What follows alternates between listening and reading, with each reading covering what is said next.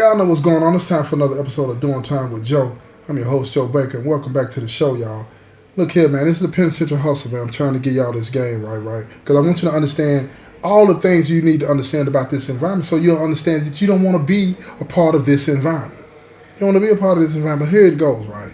Now, Jack, like I said, he worked out at the admin building, but he had gotten in trouble for eating some food that he ain't had no business eating. He got rolled up, and now he's moved out of his position. He can't even be out there to get this money, right? He done blew $1 million move trying to eat a cheeseburger. You understand what I'm saying? Trying to eat a cheeseburger, thinking that he wasn't going to get in trouble. But somebody walked in and seen him eating it. Oh, you threw. You know where you get that from. He didn't want to say nothing. He didn't want to say nothing about who he got it from, or he got it out of the refrigerator without permission. So they bipped him upside the head. Now, this peon that had been watching, and this peon that's got a gang member for a selling, he been piecing all of this together. And he's seeing something go on. He thinks he knows what's going on, but see, as fate would have it, Jack needs him now. So Jack stepped to him, he said, man, you want to get some money? So the peon looks at him like, yeah, I want to get some money, but what's going on right now? Remember what I told you, everybody's got an angle. Everybody got an angle, but see, Jack didn't know this peon has been working this angle. He's been trying to figure a way in. So he tells the peon, he said, look, I got to move. I got somebody I can put you on that can make some things happen for. You just got to relay the messages, you know what I'm saying? And whatever he give you, you bring it back to me, and then I'll take care of the handoff. You feel what I'm saying? I'm going to set everything up. You just make the move. You just transport whatever it is that need to be transported. So the peon looked at him, and he said, man, let me think about it. And then Jack put the pressure down. He said, look here, man, if you don't agree now, then ain't no doing no business.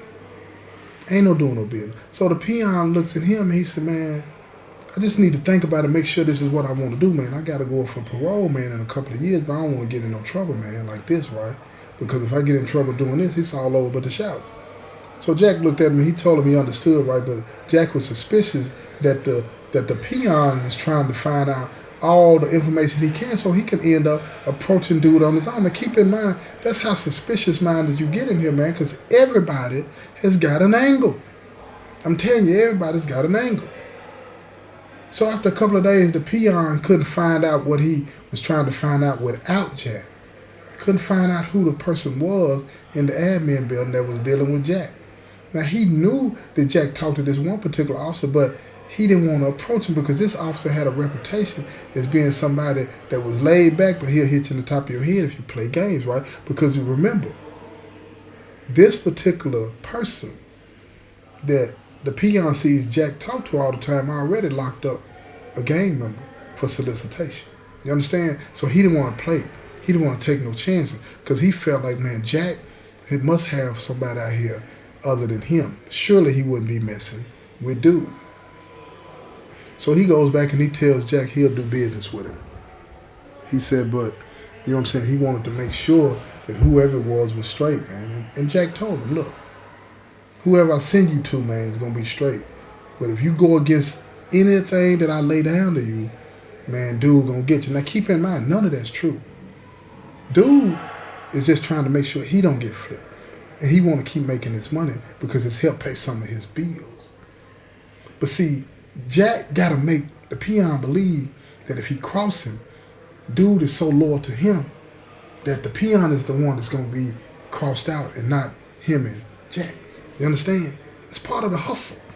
I got to make you believe whatever I got to make you believe so that I got leverage. You feel what I'm saying? It's about the leverage now. Keep that in mind. So the peon tells Jack, I got it. That's what's up. Let's do this. So Jack writes a note. He writes a note. And he tells him, he said, man, take this note to this office. And the peon looks at Jack. He said, man, I don't want to deal with dude. Dude, put what's the name in the help. So Jack tells him, he said, man, that's my guy. So the peon looks at him like, wow, what is going on? And the peon asked him, he said, man, do the gang members know that? Do the gang members know that you had one of their gang members locked up? And Jack told him, nah, they don't know nothing. And they don't need to know nothing. But the peon, he kept that in the back of his head, right? He might need some leverage later on down the line himself. So he took the note and he gave it to the officer. The officer looked at him real suspicious like, and he took the note and he went and read the note. He came back, he said, so I need to go through you, is what the officer said to him. And he's like, yeah. And the officer told him, he said, look, if you play games, he said, I'm going to have you on a bus going somewhere so fast, you ain't going to know what hit you. So the peon looked at me, he told him, he said, man, you ain't got to worry about me, man. I'm going to do what I'm told, man, as long as I get my bread, man.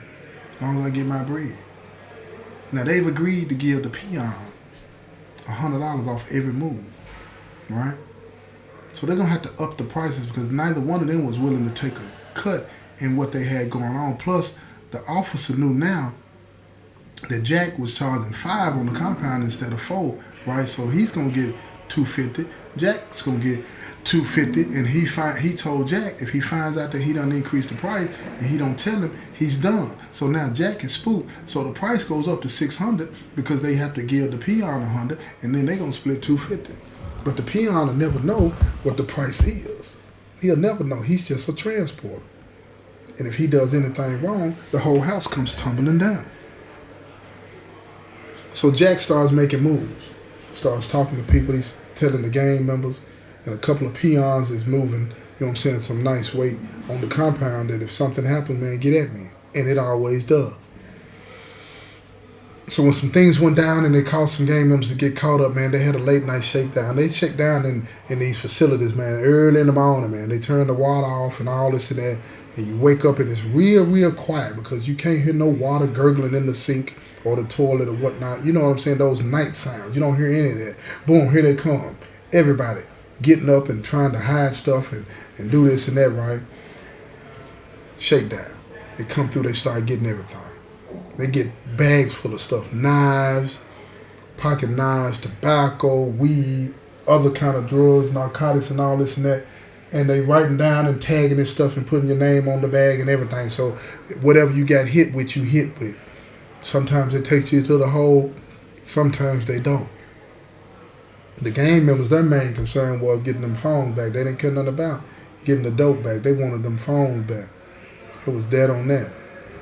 So at the end of the day, after the shakedown, Jack sends the word out there to his guy through the peon. The peon takes it in there and he brings back in 2 or 3 phones, keeping in mind that the officer is the one that walks him to the gate that gets him back in with the phone without being patted down. So he brings the phone back in. Everything is fine. But then, like people do, when they get money, they don't never be satisfied.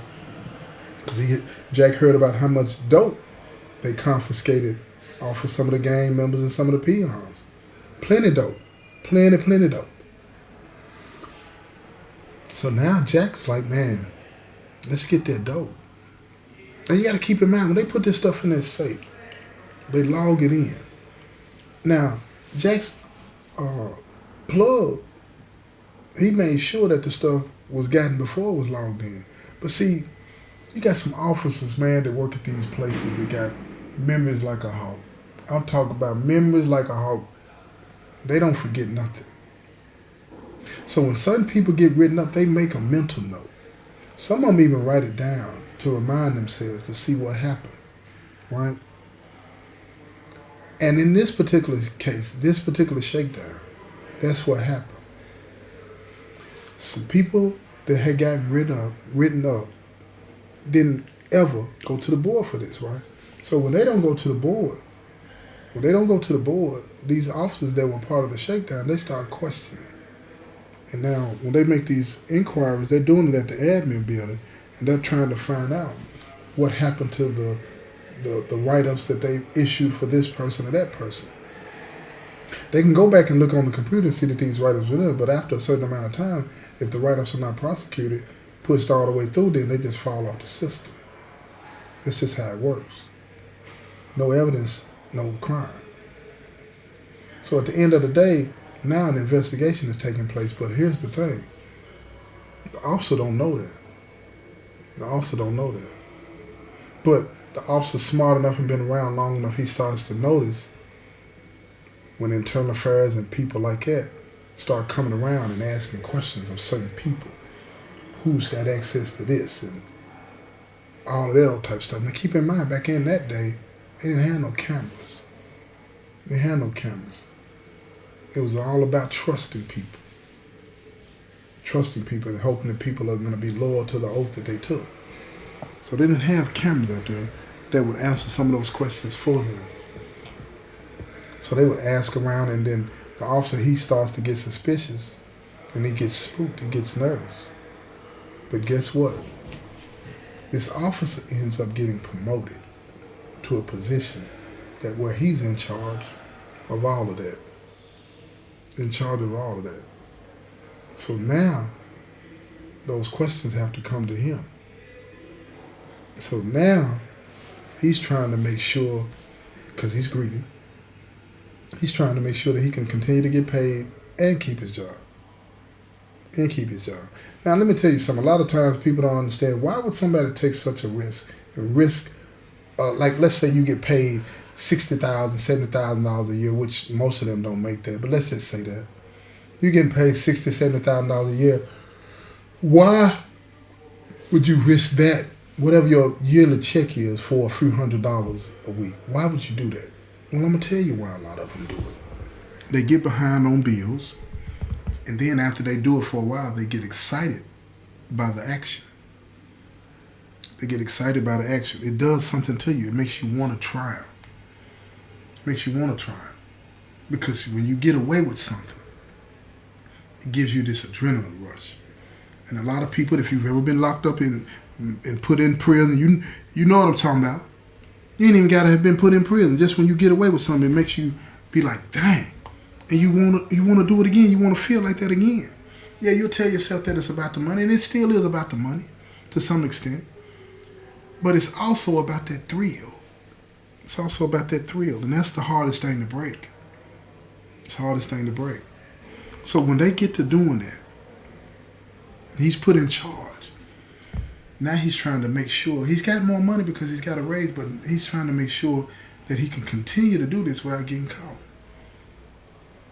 And he starts to create these new protocols that he runs to the people that are higher up than him that make sure that only certain people would have access at certain times. And they're changing all the procedures up. And one of the procedures that he changed up was that the officer's name would have to be attached to it when they turn in the evidence in addition to the write-up, right? And when they did that, when he did that, what he did, he created a scenario to where if it came up missing, it could be on the officer and not him. So he made sure before it was all logged in and put in the safe that there were certain officers, depending on how much it was going to be to get the phone or the dope removed, he made sure that those officers would take the blame. That's what he made sure. See, let me tell you how I do it. Let me say it again. Now, he's going to log it in, right? But once it's logged in, certain officers' names is going to be attached to it. But if it's not logged in, those officers' names will still be attached to it. So he made sure when he got it that he didn't log it in. And at first he had to try them to see how good their memories were, you know? And so he would participate in the shakedowns. Come on now, listen to me. Listen to me now, I want to tell y'all. He would participate in the shakedown. And when he participated in the shakedown, he would be the one to confiscate some of these items. But he wouldn't put his name on it. He put another officer's name on it. You understand what I'm trying to tell you? Listen to me. You understand what I'm trying to tell you? He put another officer's name on it. He's in charge of all of that. But he was just volunteering on the shakedowns. So when he would do that, he knows what he has to be able to get up out of there and give to somebody else. But this created a problem. What problem would that be, Joe? Well, let me tell you what that problem would be, people. The problem would be he has no way of knowing who's going to want him to get what out of the safe and sent back to the compound. He has no way of knowing that. So in his mind, a phone is a phone is a phone. Oh, no. Not when you're dealing with gang members. Not when you're dealing with gang members, because if you get the vice lord phone and give it to the gangsters, or gangster phone and give it to the vice lords, or a blood phone and give it to the Crips, or a Crips phone and give it to the blood, you don't know what information is in there, and you don't even know the code, but they know the code. That's why they say, get my phone back, because they already had a code. But if they don't get the phone that they had back, now they got to find a way to pop the code, which is ways to do that, pop the code, or just not do it at all. Not do it at all. So when he participated in the shakedown and he ended up confiscating a few phones, right, he put another officer's name on each one of those phones so that he could get them out. And just like I told you, one of the phones that he got out belonged to the Crips. And one of the phones belonged to a gangster. And he ended up giving those phones to the wrong groups. And now when they got the phones, they can't open them. But he's listening to all of this nonsense, thinking that, well, a phone is a phone. And they're telling him this is not the phone. They're telling Jack that this is not my phone. This is somebody else's phone. So now you got a couple of people that Jack's working with that know that that's not the phone. And they're looking at him crazy. So now Jack tells him, he said, man, we got to find a way to get the code to these phones, or we got to get the money back. There's no way to do that without exposing yourself to the whole situation and pulling in another group. No way to do that. So now the whole operation is in jeopardy. Everybody's pissed about the situation because they paid the money and the officer don't want to give the money back. But Jack know he got to give the money back. The officer don't care. He gone on. But when he don't care, then don't nobody care. Now the peon, he pissed because he's in the cell with a gang member, and this gang member is telling him, look, man, you better get that phone back. That money back, or take that phone back, because there's going to be some problems. Jack knows this, the peon knows this, the officer knows this, but don't nobody want to listen, because the officer don't want to give the money back, and Jack and the peon don't want to give that money up plus some more. You feel what I'm saying? They don't want to do that because it's $600 now. They ain't got that. They're going to fall $250 short. They ain't got it. And if they do, they don't want to give it up. So now they got to step to the game and try to work this out. They got to work it out. And one of the ways they work it out is they tell them that, look, give them some of the dope back so they can get their money up again and get them another phone. And now this is when it's going to get sticky. Because now, one thing to bring phone back to the compound, it's another to get the dope back. It's another to get the dope back. Because dope is dope. It ain't got no name on it. Ain't got no name on it. So on the next shakedown, he participates in the shakedown and they bust a lot of dope. A lot of phones too. So he starts to bring back the dope to the compound, and he was like, forget the phone. Move the dope. And when they start moving that dope, the peon bringing that dope back, he taking it to his cell before he gives it to Jack. And him and his cellar, they pinching off of it. At first, not enough to be noticeable. But later on, when you get, let me tell you like this. You pinching off heroin, and you pinching off cocaine, and you using this stuff. So eventually the habit, the addiction sets in, and the little bit of pinching that you're doing becomes more and more and more. And now the packages are getting smaller.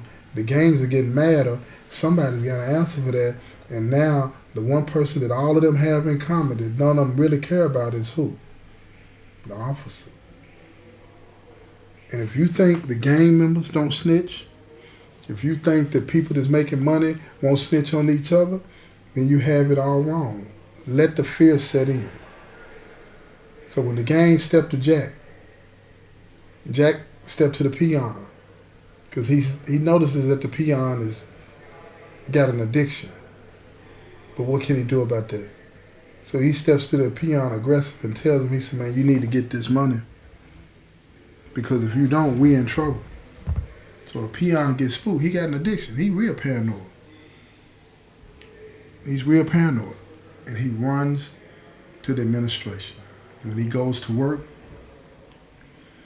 he goes to find somebody else to talk to. and not the officer that he's been talking to.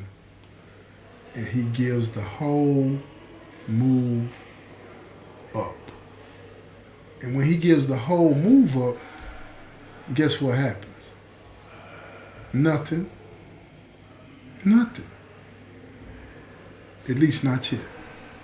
At least not yet. You're going to have to tune into the next episode to see what happens, right? Because now the investigation is on. This has been another episode of Doing Time with Joe. I'm your host, Joe Baker, and I say peace, y'all.